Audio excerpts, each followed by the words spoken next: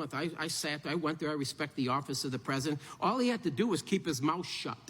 He didn't have to say anything about our southern border, and we'd be a much more safe country today. March 12, 2021, I have a report, hold it up. Following a reassessment, the DCD director terminated Title 42 with respect to unaccompanied alien children. If I'm understanding this correctly, is it true that for the last 2 years we created a blanket waiver to allow anyone claiming to be under 18 into the United States, despite their criminal records or gang affiliation? Yes or no? I believe the gang affiliation, if they know, they could still deport them, but for the most part, Parents, yes. Let's be clear. MS-13 stands for kill, rape, control, and Joe Biden and Secretary Mayorkas are allowing potentially 30-year-old gang members into our communities, into our schools, and around our kids, where they will do the exact damn thing they did to Kayla Hamilton. Shame on them, and we must hold them accountable. I yield back. For what purpose, the gentlelady from Washington seek recognition? Mr. Chairman, I ask unanimous consent that the following be made a part of the record. This is an email that was sent yesterday by the Department of Health and Human Services reminding my colleagues that HHS allowed committee staff an in-camera review of the unaccompanied minor's file with the expectation that the committee would refrain from disclosing any non-public information it obtained. It is imperative that we do not interfere with the integrity of criminal proceedings. I would hope that my colleagues would not disclose any information that could impact the criminal proceedings or Ms. Noble's ability to get justice for her daughter. It was a serious violation. Without objection, that will be entered into the record. Thank you, Mr. Chairman. I'll next recognize myself for 5 minutes. Supervisor Kinney. Again, 3.6 million illegal immigrants entering this country over the past 28 months. Gallup, by the way, told us last year they're estimating in Latin America and Caribbean alone, 42 million people intend to come here now that the borders are open. What's this doing to the situation in your homeless shelters, in your food pantries, and what are you hearing from other cities in New York?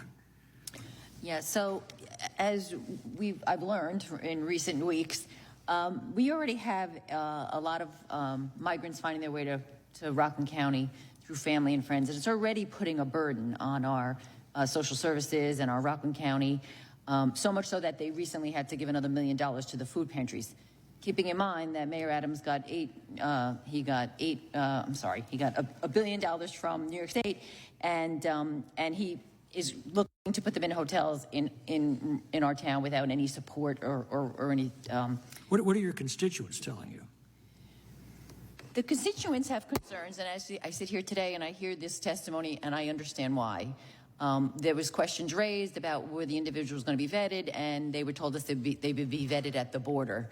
So in light of what I'm hearing today, it gives pause for the questions about who should be in our community. Thank you. Chief Scott, one of our colleagues said that you had an impossible job. Was your job impossible when we were actually enforcing our immigration laws? It was not impossible, and we were getting better at it every single day, and we had a strategy to actually secure the border. But it's basically become impossible since Biden changed those policies. Is that correct? Correct. The current flow of illegal immigration will exceed any ability to be able to secure. When Mr. Biden canceled work on the border wall, did that not also cancel work on the technology at the border to detect illegal crossings? It did that, and it also shut off our new communications capability that was being built into the wall system as well. Under the Immigration and Naturalization Act, foreign nationals claiming asylum are required to be detained until their claim is heard. Are they? No. What can you tell us about cartel and gang activity that's being introduced into our country over the past 2 years?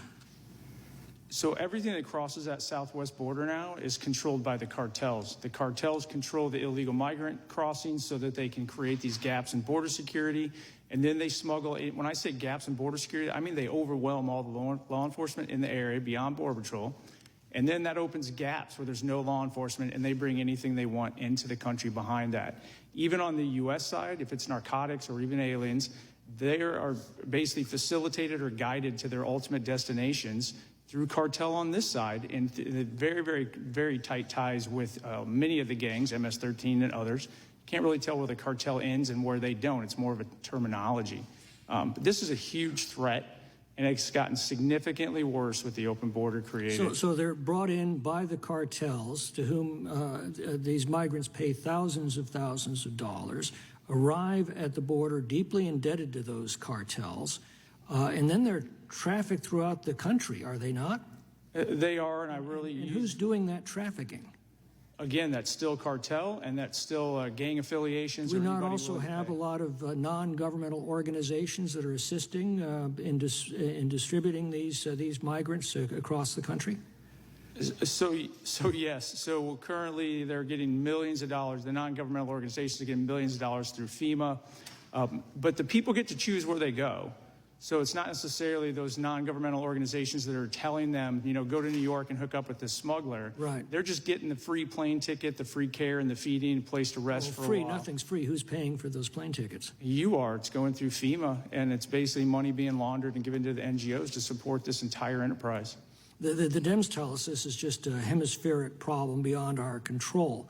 But when we had the Remain in Mexico policy and we're completing the border wall and we're enforcing court-ordered deportations, didn't illegal immigration slow to a trickle?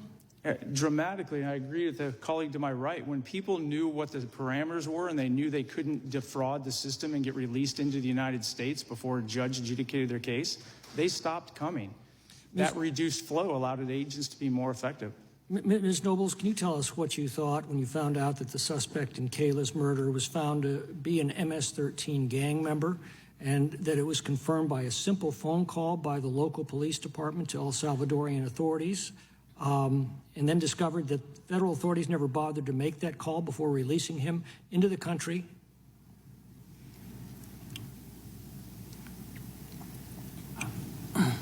I was very angry about the whole thing. And what would you have to say to the organizations and officials responsible for the illegal entry, literally, of millions into this country over the past couple of years? It's unbelievable. Like, I'm really upset about how it was failed at the border and then allowed him to go with his aunt. And then it started right at the border and then it just went downhill from there. Thank you. Chair now recognizes Mr. Hunt. No, Mr. Jordan. I thank the chairman. It seems to me, Chief Scott, the fundamental question that people are asking is why? Why is this happening now at this scale? It's certainly the question Ms. Nobles has about what happened to her daughter, Kayla. It's a question the supervisor, it's the question the American people have. Why is this happening at this scale? Is it because, well, let me, you give me an answer, Chief, what you think the why is. The short answer is catch and release. As long as people know they're going to be released into the United States, that is the prize. They don't care about all the rest of the immigration process. And until you change that fundamental incentive that now exists, you will not correct the problem, right? Correct. And this administration decided on day one. I think this is so important for everyone to fully understand. On day one, they decided they were going to stop building the wall, as you just talked about in your question in response to the chairman. They said, we'll stop building the wall. We're going to end Remain in Mexico, and we're going to release you once you get here. They made that decision on day one. That says it all. So people come, they say, you know what? We won't have to wait in Mexico. There's not going to be a wall to get over. And when we get in, we're going to get released wherever we want to go. Who wouldn't come to the greatest country ever? Good people and a lot of bad people, right? And as a result, do you think that it seems to me this administration made an intentional decision to put in place policies that have led to everything we've been talking about this morning? Do you agree, Chief?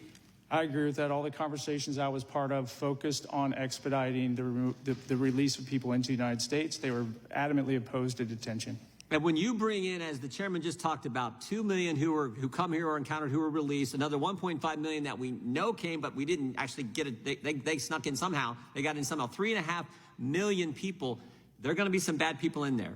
Statistically, that is guaranteed. Drug dealers, gang members, as Ms. Nobles knows about all too well, unfortunately, they're going to be there. And also terrorists. What's the number up to now? Like, we're close to like 100 people who've been on the terrorist watch list who've been encountered on our border because of an intentional decision the Biden administration made on January 20th, 2021. Is that accurate, Chief? I believe that is accurate. What's the solution? The solution is to put back in place procedures that make sure that somebody has due process, but they don't get the prize until a judge adjudicates the case. You have to end catch and release, and you can do that through detention, or you can do that through something like the Remain in Mexico program. We want to let good people come to this country, legitimate asylum seekers, we want to let them in. But you know what our legislation did? It did what you just described. It said when you come to this country, you will either have to wait in Mexico or we will detain you while we evaluate your claim. And the Democrats say that's radical. That is common sense. And if we'd have kept that policy, Kayla may be alive today because we didn't, all kinds of bad things happen. That is what has to happen. Until the country understands that, the Democrats understand that, it is just so basic. You can't just let people come in the country. You have to evaluate their claim. And while you're doing it, they have to be detained or they have to remain in some other country before we let them come to the United States. That's the answer. That is the answer, and it worked. Worked before, it'll work again. We just have to have the will to put it back in place so that the bad things we see happening all over the country won't continue. Correct. That I yield back, Mr. Chairman. Chair recognizes Mr. Hunt. First of all, I want to thank the witnesses for being here today to discuss this very important topic that's facing our nation. To you, ma'am, Ms. Nobles, I am so sorry for your loss. We failed you. I'm so sorry that you lost your daughter, and I can assure you that you sitting here today means that she lives through you, and we will do everything in our power to make sure that her voice will be heard for the future to stop this foolishness from happening again. Thank you for being here, ma'am. I really appreciate it. Thank you. You might be wondering what this photo is behind me. This is a photo of a room in a plush New York City tent made specifically for migrants. There's Xboxes and flat screens everywhere, and every creature comfort that you could think of is in this tent. This tent is actually nicer than my room at West Point. I wish I had this stuff. My colleagues on the left often talk about the long, arduous journey to get to this country, and I ask you this. Why would illegal immigrants not make the journey to this country if this was going to be the end result?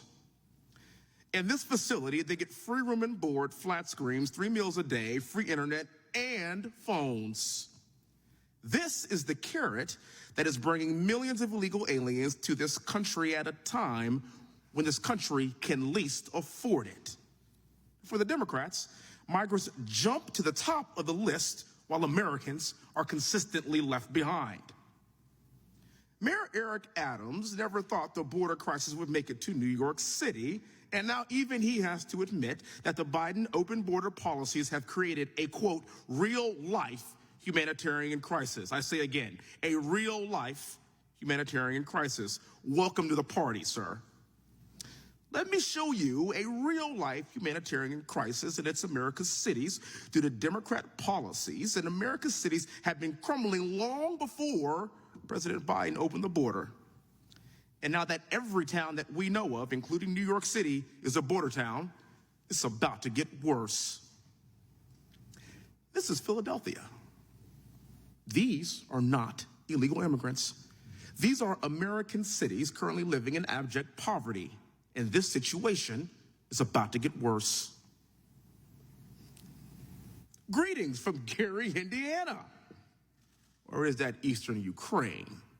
It's hard to say, but I can guarantee you that if this were Eastern Ukraine, the government would be printing as much money as possible to help them, but not our own American citizens.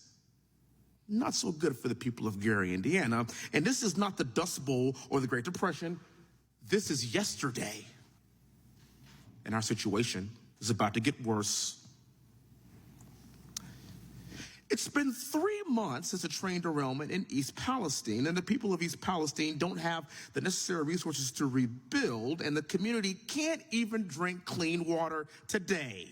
And like Philadelphia, Gary, Indiana, East Palestine, Ohio, it was a part of the forgotten America the Americans left behind as Democrats provide the American dream to illegal aliens and not to our fellow Americans.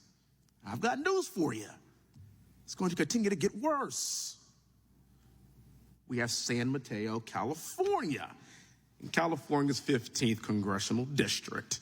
If some of my colleagues would spend more time in their districts instead of inside the Beltway, they would see the destruction that their policies are causing their own districts and their own towns. And perhaps then they'd have a different position on the southern border, and it's about to get worse.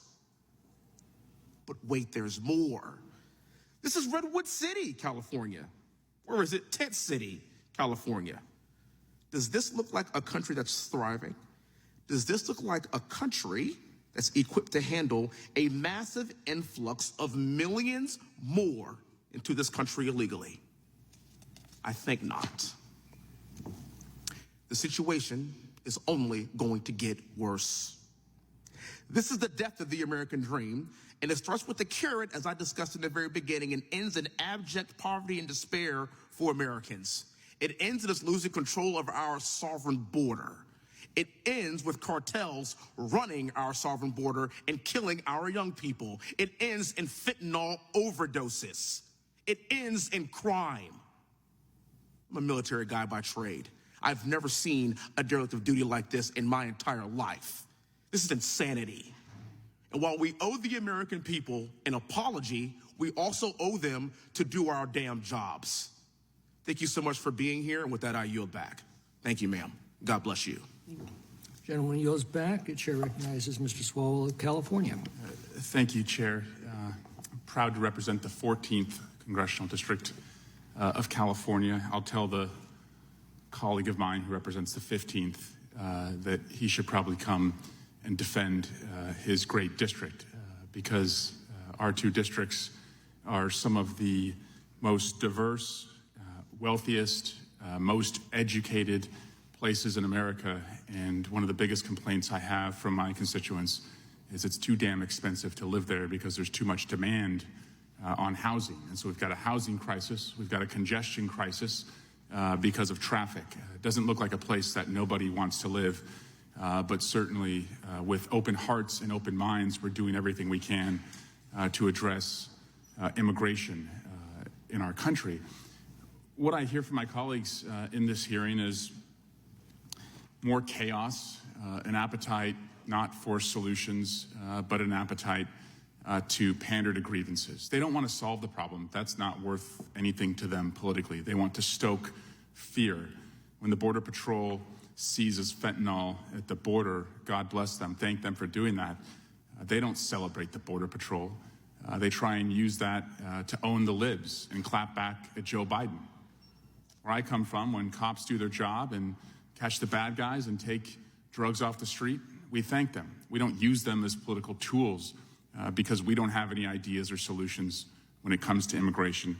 When they say we are a country of open borders, that doesn't recognize the thousands of Border Patrol agents who work on the border, work hard every day, and are trying to make sure we can secure the border. But what it does is it invites people to believe that the borders are open, and it invites more immigration to our country. Again, they don't want to solve this problem. If they wanted to solve this problem, they would have brought to the floor the comprehensive immigration bill from 2014, where 68 Republican and Democratic senators voted to secure the border, to put 20,000+ more border agents on the border, to have a pathway for earned citizenship, to take care of the dreamers who came here by no fault of their own. Republicans and Democrats voted for that. They walked away from it. And so this is really just more border theater, not border solutions. Mr. Hetfield, thank you for being a serious participant in this process. And I would just like to ask you, if we had passed that comprehensive immigration bill, the bipartisan bill back in 2014, where the most conservative members of the Senate joined some of the most liberal members of the Senate, where would we be today as far as immigration in America? There's no panacea, but we would be in a much, much better place. We would have a fighting chance to address this issue. I mean, Congress has not passed immigration reform about legal pathways since 1990. We barely had we didn't have the internet then, right? Most people didn't have computers then. This was a totally different world, and that illegal pathways have been totally ignored for 33 years. Talk to me about, a shortage of labor, and I see this in all sectors across my district. I see it in childcare. I see it in tourism. I see it in hospitality. I see it in construction. I've got 50+ wineries in my district. I see it with the wineries when harvest comes. What would an earned pathway or a skilled workforce pathway mean for addressing labor shortages that only lead to every one of my constituents having to pay more for the goods and services they consume. Yeah, that's exactly right. Like, we need legal pathways so that people can take jobs that American citizens are not willing to take. And there has been no movement in that area in decades. And that people are not coming here to bring fentanyl and to kill people. They're coming here primarily to work and to seek protection. And we need a system that actually identifies the people that are coming here for legitimate purposes and to give them legal pathways to do that and to identify the bad actors. But we don't have that right now. Our system is totally out of control because we have not resourced it. Great. Thank you. Yield back. Gentleman yields back. If there's no further business to come before the subcommittee, that will conclude our hearing. I'd like to thank our witnesses again for appearing before the committee today. Without objection, all members will have 5 legislative days to submit additional written questions for the witnesses or additional materials for the record. And without objection, the hearing is adjourned.